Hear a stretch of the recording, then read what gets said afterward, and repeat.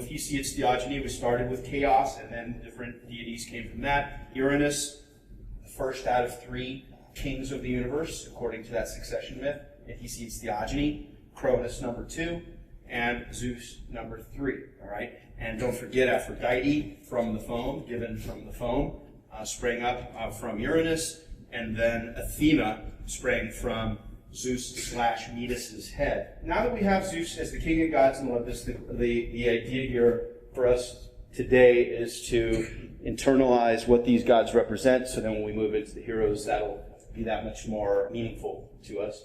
Remember that you have 12 Olympians, okay, gods and goddesses, that are considered part of the 12 canonical Olympians. Canonical just means the official ones, okay? Now, why is that? No one knows for sure. It's not like it's written anywhere that they decided that there's 12, but almost all cultures, for whatever reason, the number 13 is considered to be extremely unlucky. So the place to start, I would say, is with Poseidon and Hades.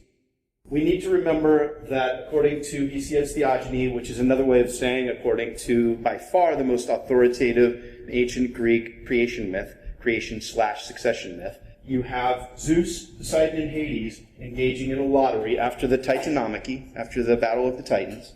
It makes sense within a patriarchal society that the 3 dudes would be the ones vying for leadership. When you talk about the 3 vying against each other in a lottery for who rules what part of the universe, it's important for us to deduce from what I told you about the difference between the Greek conception and the Egyptian conception of the afterlife, that for the Greeks, that was tantamount to saying who gets to rule the universe, okay? Because the sky for the Greeks was, I guess very symbolically as well, it's above everything, right? Was unequivocally a way of saying who gets to be as close as you can get to God with a capital G in a non-monotheistic context, okay? And that was, as you know, Zeus. And Poseidon got the lot that said that he rules not only the sea, because that's usually how people think of Poseidon, but also pretty much the earth level in general. Now that's going to be, if you let it be, which we won't let it be, problematic. Thinking of Poseidon as a kind of earth god, he's not. So to say that he rules the earth level that incorporates earthquakes and various other aspects of the earth level of reality, of the tripartite division of reality into sky, earth level, and underworld, is not to call him an earth deity. Because as you will see, when we get to Demeter and Dionysus, that designation of earth deity, whether it be earth god or earth goddess, is just about always reserved for Demeter and Dionysus, for reasons we'll get into when we get to them. Okay, it's a whole other can of worms when you talk about an earth deity. And I'll give you a hint. It has something to do with relatability. It has something to do with them being a segue from the sky gods to the heroes, a segue into humanity in a way. So when you talk about Dionysus, god of wine, as you could probably guess, in a lot of ways, because of what wine does, at least in its most positive aspects, freeing the mind, and creativity, this and that, people were most grateful to Dionysus for that kind of thing. And what else are you going to be? You could be grateful to Apollo for poetry, music, and things like that. But it was really Dionysus and wine that was most symbolically linked to the desires and will of human beings. And the same thing with Demeter. Food, for gosh sakes. How much better can you get than that? So food and wine, right? So Demeter and Dionysus are the food and wine deities. And by extension, earth deities. Earth, meaning deities that operate mostly on the earth. Yeah, they live in Olympus, but you should think of them more like having permanent homes in Olympus. Like rich people in our world. They have homes here, homes there, homes there. And then on earth, Dionysus and Demeter are most welcome by people and worshipped differently than the other deities in a way that we will talk about when we get to them. And then Hades. Hades, not an Olympian. He's a god who got the short end of the stick in the lottery, and because of that, he's the ruler of the underworld, and that has a status that is completely different from Osiris in the Heliopolis creation myth. Important to remember that, all right? And that will only become more clear when we get into Homer, when we eventually get into Homer after we deal with the heroes and the pre-Homeric heroes. We'll move into Homer, we'll talk a lot about the ideas of death, the ideas of the afterlife for the Greeks, and find concrete examples of the generalities that we've been talking about in class. Aphrodite being the very first of the Olympians, we should probably think of it as not that surprising. It's surprising in the sense that she's female. And female, wow, the very first of the Olympians is female. It's even in doubt whether the Greeks thought that way. Okay, if so, maybe they wouldn't have allowed her to be. But it's not surprising when it comes to the fact that her best buddy eventually becomes Eros. Not the same Eros at the very beginning of the universe, the Eros that by the Romans is called Cupid. That little kid that flies around shooting arrows at people to make them fall in lust with each other. Okay?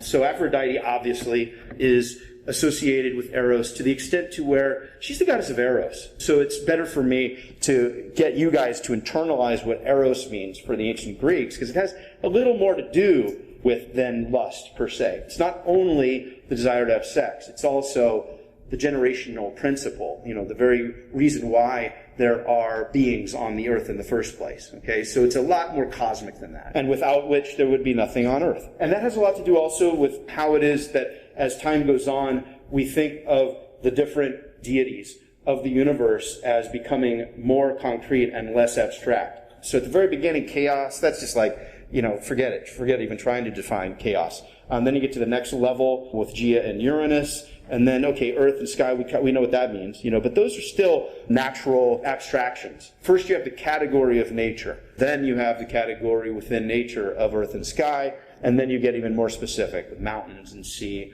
And then you get really specific with agents of change within those various venues, such as the sky when it comes to Zeus and earth when it comes to Poseidon, etc. Hera we talked about, and Hera, for better or worse, we should think of in connection with Zeus, whether it be as an extremely loyal wife to an extremely disloyal husband, or whether we think of her as the constantly thwarted wife of the king of the gods, and how she will do all she can to punish Zeus indirectly, because directly she can't do it for reasons we already talked about, and that is explicitly dramatized in Book 1 of the Iliad, where Zeus pretty much plays out the end of The Godfather. So, there's not too much to her, but it's not her fault. It's just that that's the way she's portrayed. It's really in connection with Zeus being pissed off at him all the time. And this will become much more clear when we get to the pre-Homeric heroes, especially Heracles. As far as Hestia, that literally, in ancient Greek, means fireplace. Okay, she's named after the fireplace because that's the central area of any household, but most relevantly to what's going on here, to palaces. Okay, the hearth is the center of what's called the megaron, the main room of the palace. And while that was an important area for the ancient Greeks, it paled in comparison, in importance, I should say, to how important the hearth would be for the Romans. And so when you move on into Rome, the equivalent, kind of Hestia, there's never an exact equivalent between Greek and Roman gods. Whatever someone tells you, that's not true. Jupiter is not Zeus. It's as close as you come to Zeus. Okay? It's the same thing with Vesta in Rome. That's the Roman, quote, equivalent, unquote, of Hestia, and she becomes much more important in Rome. Now we get into the deities who have one thing in common. If an Olympian wasn't born within that whole succession myth that we dealt with, kind of bookended by Aphrodite and Athena. Okay, if they weren't born in that area, in that chronological area, then you could be sure they were born to Zeus. When it comes to Hephaestus, either Zeus plus Hera or Hera by herself. For whatever reason, those two branches of the Hephaestus myth are pretty equal in representation. Okay, so it's either both of them or just Hera by herself. How the heck could it be Hera by herself? Parthenogenesis. Okay, virgin birth, just like we already saw with Gaia giving birth to Uranus and the mountains and the sea. So that process continues on, according to that version of the story, into the Olympians. When Hermes was born, the mother of Hermes, Maia, he stole the cattle of Apollo. The importance of that story is to illustrate the fact that from the very beginning, Hermes was a mischief maker, a thief. Hermes is the beginning of the trickster archetype in the West. Now, Hermes is worth pausing on. The deal with Hermes is, and this will be true with other ones as well, we'll do this for a few others as well, there are some of the Olympians that are pretty straightforward and simple, and then there are others that are a lot more complex. Hermes is a complex one. Hermes is really interesting, right? If there's one thing that most people define Hermes by, one word, one term, does anybody know what that would be? Messenger. That's the first word that comes to mind, is messenger. Now that's kind of inaccurate, because that's one of his many functions. as an Olympian. He delivers news, usually, from Zeus, usually, sometimes Hera, down to the earth level to human beings. Okay, and that he does that several times in the Iliad. So he's the go-to guy. He's the FedEx dude. Okay? There's another one, by the way, a female character. I don't know if anyone knows, in the Iliad. All throughout the Iliad, there's like 9 scenes, I think, where she serves as a messenger. Iris. Nobody ever talks about her, which means rainbow. I did a paper on this a long time ago. It's online somewhere. But in it, I pretty much argue Iris, is an important character in her own right. I mean, she has a personality to her. She doesn't only function as a messenger, and that's it. And she's an interesting character as far as the so-called minor characters, non-Olympian deities. But for the most part, Hermes is the guy that is given the most press when it comes to being the messenger. But like I said, that's not all there is to him. Fast is a quality of his being a messenger, but his being a messenger itself is an extension of something bigger. What's that something bigger? You have this beautiful symmetry of Olympus to Earth delivering messages, and from Earth to the underworld delivering souls. This is maybe the best example of the illogicality of myth. You think he really delivers every single soul? He's kind of a busy guy, right? I mean, there's a lot of people dying around the earth, and so it's not a very logical idea to think of him delivering the souls of every single person who dies, but that's myth for you, okay? And he symbolically does that. Why?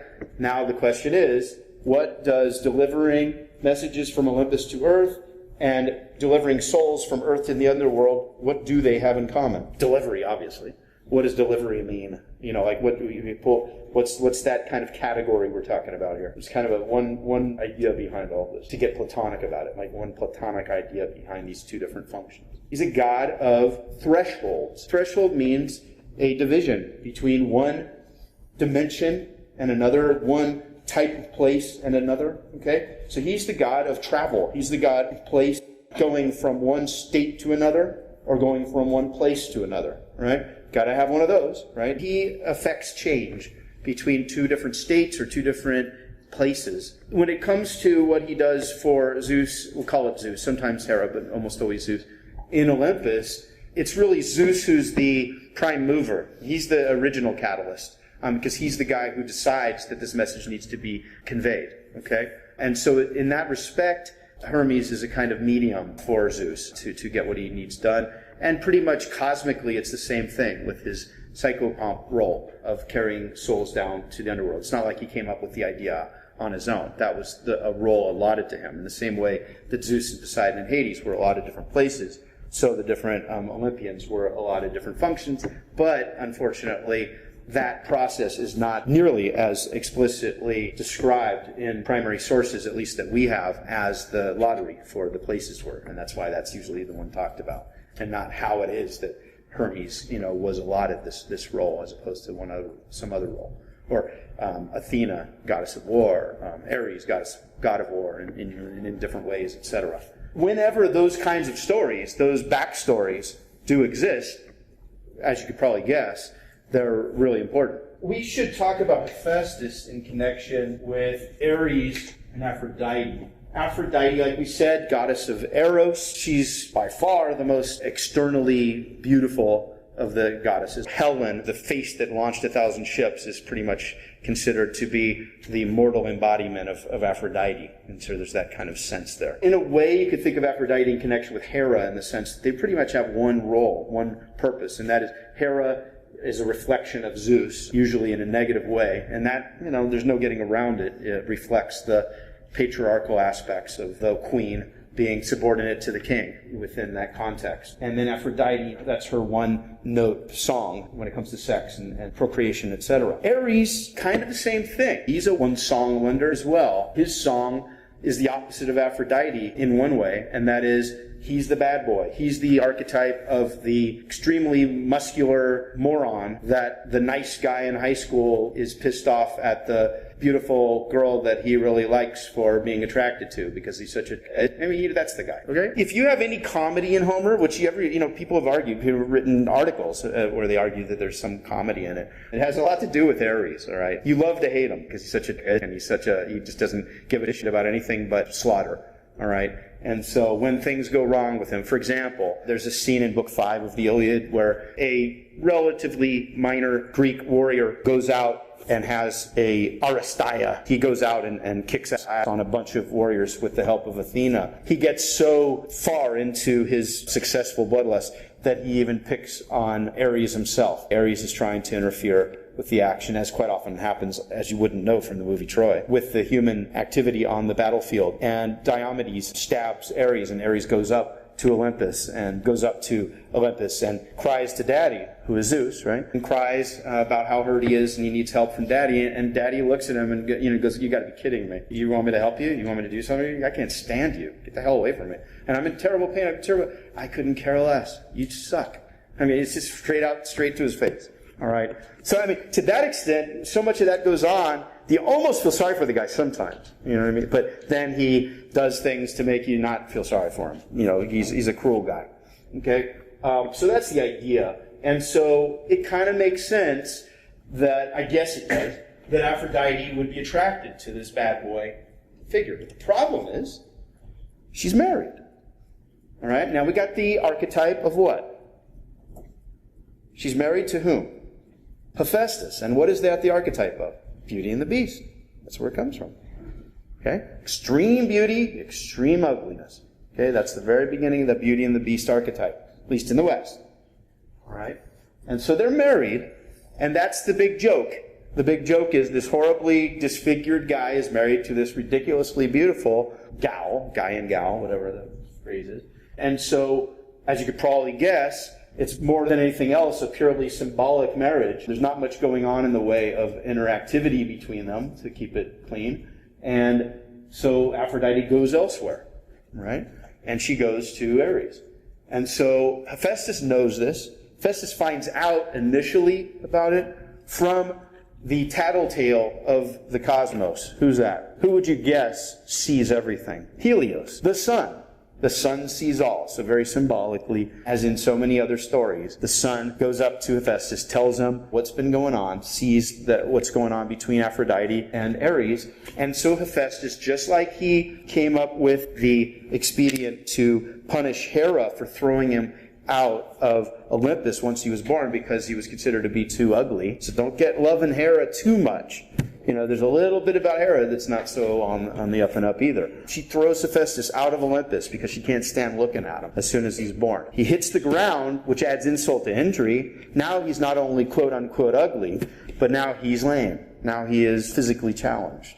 And he has a limp forever, okay? An exaggerated limp that the gods don't miss an opportunity of laughing at in Olympus, very famously, again, in Book 1 of the Iliad. Hephaestus is laughed at, and in a really uncomfortable way to read, because you get the sense that it's so natural for the gods to do so that it may even be a sense that that is the natural way to react toward people who look different than you or walk different than you, etc. You know what I'm saying? The way that it's described in the original Greek gives you a sense that, you know, of course they laughed at him for how it was funny, you know. And then, you know what? In our own time, we have a little of that going on with, you know, world's funniest videos on TV, and the kid falls off a ladder. Ha ha ha! Kid fell down. You know, it's like, I don't know about you guys. I was never one of the ones to laugh at the kid falling off the ladder. But that's what we're expected to do, because the laughing track tells us that it's funny. And so we're expected to go, ha ha ha, that person fell. That jackass is different. That's a whole other story. You know, we're a bunch of dudes who want to entertain you, and we're going to take chances and feel free to laugh. But that's different. And so it's a weird vibe you get from the way that Hephaestus is portrayed as being a laughing stock to the other gods, just by virtue of looking different and behaving different. And so Hephaestus has, he's my favorite guy. Let's start with that. Okay, he's the underdog god. He's the god picked on all the time. But what's beautiful about Hephaestus is that he's very intelligent. He's, after all, the guy who makes everything. They need the shit out of him. How else are they going to build their houses? How else are they going to, you know what I mean? So he's the only dude who has know-how when it comes to making things. He builds houses. You know, he's one of those guys. He builds things with his hands, and he can, and he does all the whatever for all of the places that he builds, this and that. Someone who prides themselves on having practical know-how and making things, and that's what he's all about. Okay, so, and that's why they need him. They need him literally to make things. He's the fix-it guy. He's the contractor. He's the blacksmith. He's the guy who's good with his hands, which in an ancient Greek context is looked down upon, just as literalistically and taken for grantedly as I just described the cruelty of laughing at someone for how they look and act is. So there's this sense of, oh, you're working with your hands in order to put food on the table? What a loser. It's just, that's the attitude in ancient Greece. Okay? Now, the earthly equivalent of that is this guy named Daedalus that we're going to get to when we get to the Theseus story, when we get to Theseus the hero. And he's needed, too, in many different situations in order to build things that no one else can build, such as the labyrinth, things like that. That's Hephaestus. Hephaestus is the patron of those poor suckers like us who have to work for a living. Okay? We're not born into aristocratic families. Okay? Is the idea. Okay. And so, on the one hand, he has a lot of resentment and a lot of anger, righteous indignation toward those who are constantly making fun of him. But on the other hand, he kind of assuages it or compensates for it by doing something about it quite often, by getting his revenge on those who screw with him. Okay? The first scene I just mentioned to you, as soon as he is thrown out of Olympus by Hera, the way he gets back at her is there is a trick chair that Hera sits in. She can't get out of without Hephaestus being invited back to Olympus in order to get her back from the chair. He needs to go back to Olympus in order to free Hera from the chair, the trick chair that caused her to be locked in it due to revenge that he got on her for treating him that way. We have all these really interesting paradoxes that are reflections of the fact that the ancient Greeks' conception of their gods was completely different from the conception of a god with a capital G, say in a monotheistic religion of our times, a notion of perfection, things like that, okay? So in a weird way, it almost makes the most sense that they would be married, because that makes, for one thing, makes an interesting story. And they were not beyond that. You think that all of our fascination with clips on YouTube come from nowhere, right? It goes all the way back, this amazement at details that stand out. But there's no explanation for it. Now, the story about these three then, Aphrodite, Ares, and Hephaestus, Hephaestus finds out that Aphrodite is going behind his back, and he's going to kind of do something to Aphrodite and Ares along the lines of what he did to Hera, his mom, to punish her. And it is to build another trick something, but in this case not a trick chair, but a trick bed. Okay, and so one day they go and do what Helios has tipped off Hephaestus that they do quite frequently. Hephaestus has this bed ready to go, and it's not described how he manages to sneak it in, and it's not, let's not get too logical about it, but somehow he gets that bed ready to go, and then they get trapped in it. And there's a very famous painting that depicts the Olympians surrounding the two of them in the bed, and Hephaestus there too, and everybody laughing at Ares and Aphrodite. So this is a really big moment of victory for Hephaestus, and it's described as so many other important things are in Book 1 of the Iliad, very first book of the very first epic in Western civilization that we have, at least. Okay? And so Hephaestus is hoping that this will be the start of something beautiful between him and the rest of the Olympians. It's his comeuppance. It's his way of letting them know he plays for keeps, this and that. So what happens later, but within the same book, Hephaestus talks to mommy. Hera reassures her for the thing that she accused Zeus of doing that led to the scene that I compared to the end of The Godfather. And Hephaestus comforts his mom, Hera, for pretty much being treated the way that Mike treated his wife at the end of Godfather. And Hera pretty much says, thank you, thanks son, everything's great. And then right away, and mind you, this is right after the thing that he just did to Aphrodite and Ares, hoping that he'd get some kind of respect from the rest of the Olympians, especially since they all laughed with him at them. And then no sooner than that, he walks around, as is his wont, pouring nectar into the goblets of the gods. And as he does so, Homer describes him as limping from one god to the next and pouring the nectar. And instead of it being described as the Olympians being grateful for Hephaestus doing that, Homer, in a scene that I could even cry at reading, it's described in the original Greek really beautifully. It's something like, and unquenchable laughter roared throughout the halls of Olympus as they watched him limp from one god to another. So it's like hoping that he got respect for getting back at Aphrodite and Ares. Very shortly thereafter, there they go again, making fun of him for how he looks and how he walks. It's a beautiful character. It's an extremely important character, especially in our day and age when there's so much more awareness about bullying and things like that. It's really something that hasn't been tapped yet. Not enough has been said about the importance of Hephaestus, when it comes to what he represents. Very complex character. Okay, now we're kind of jumping ahead to deal with this story because we're not going to really get into Athens until we get to the hero Theseus, which is going to be the third out of 4 heroes that we deal with before getting to Homer. But it's such an important story, and its importance pretty much transcends chronology anyway. We all know through osmosis that Athens in the ancient world was by far the most important of the city-states of the polis. Mainly because we have so much more information about it, so much more documentation, and it's the capital of Greece, this and that. And so it's worth getting into the story now since we're kind of introducing who these characters are.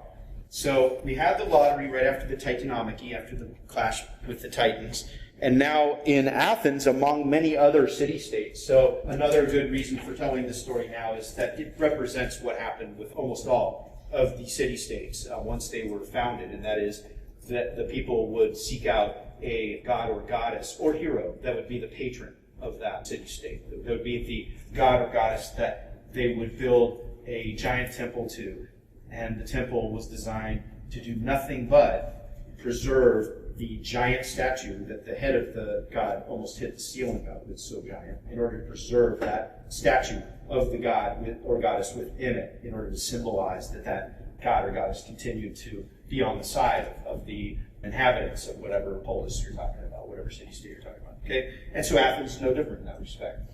So there was a very famous battle, friendly battle, contest between Athena and Poseidon for patronage of Athens. And Poseidon got to go first. The way these contests went was that, just as we'll see when we get into Homer, there was a wedding that led to the Trojan War, and it had to do with a fairy tale-like detail of a who's the fairest on the wall contest between 3 goddesses, and one guy decided, and the decision led to the Trojan War. That's a little cliffhanger for later. Okay? So that's how these kinds of things work. The way to compete with each other, in this case for the patronage of a city-state, was to, in effect, give a bribe to the people to say, okay, this is what I can do for you. Okay, this is what I can do for you. We like the thing that you can do for us better than the thing the other person. So now this particular battle between Poseidon and Athena is going to be a good example of a type of myth that is important enough for me to give you. Etiological is an adjective applied to a kind of myth that explains the cause of something, the reason for something existing. And we've already encountered lots of them when we're talking about the beginning of the universe.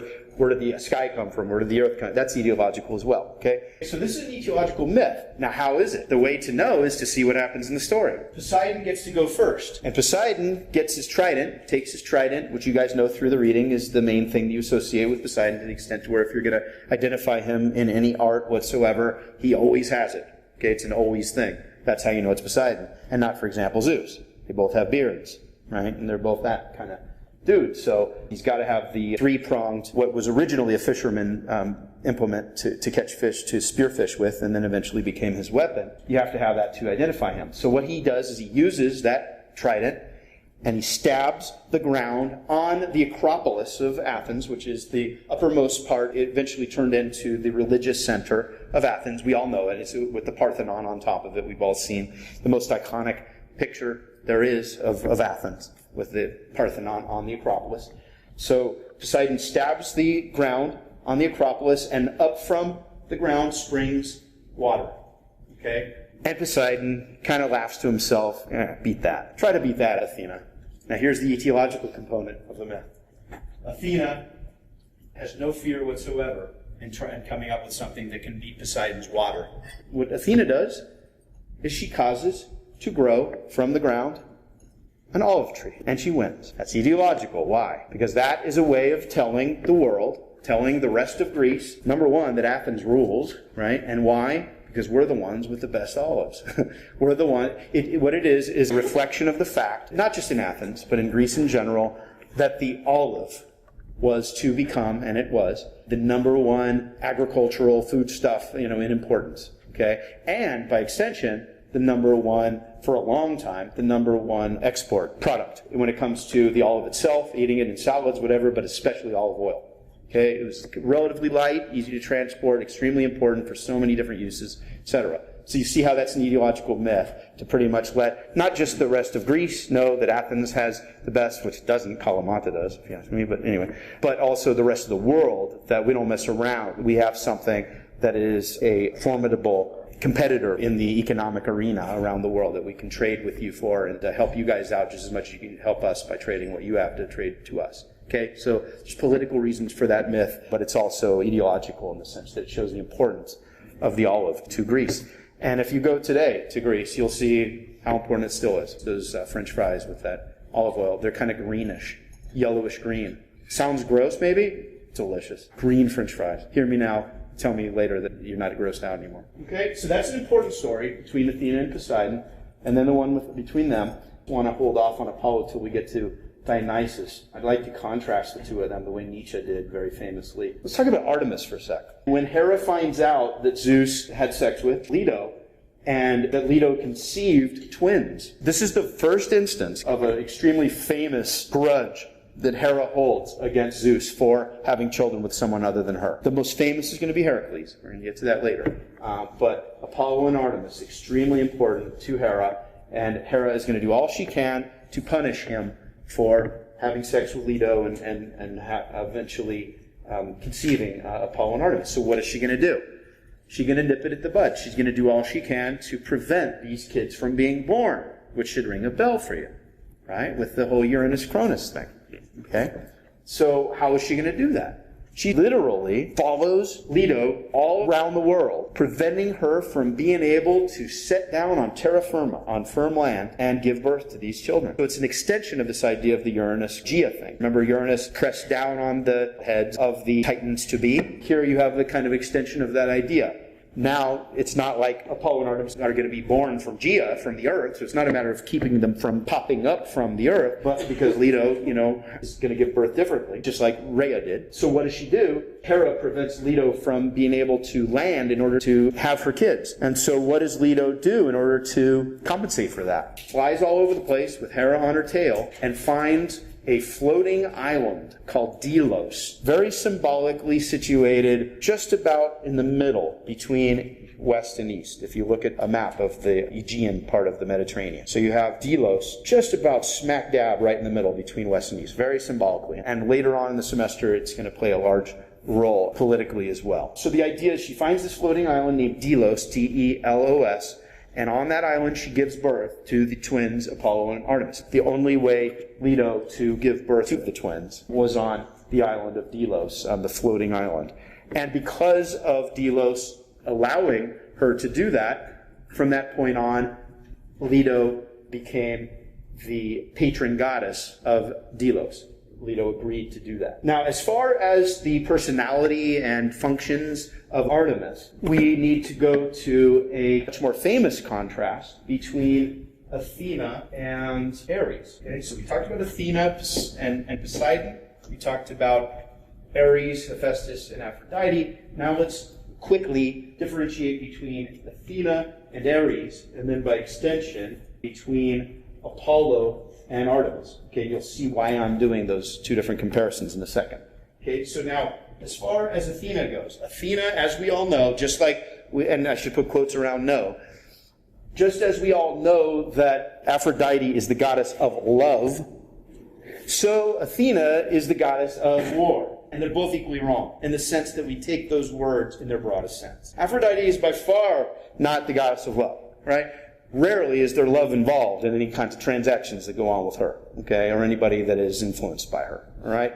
That's extra. That's later. Maybe a couple going out to the movies, having a dinner, and it might happen every once in a while. But usually it's all about lust. Same thing with Athena. Athena, the goddess of war, the so-called goddess of war, yeah, she's the goddess of war, but she's the goddess of the strategic aspects of war, okay? She's the goddess of aspects of war that require extreme intelligence in order to execute properly and well, okay? Another thing about Athena, she hates war. Hates it more than anything else.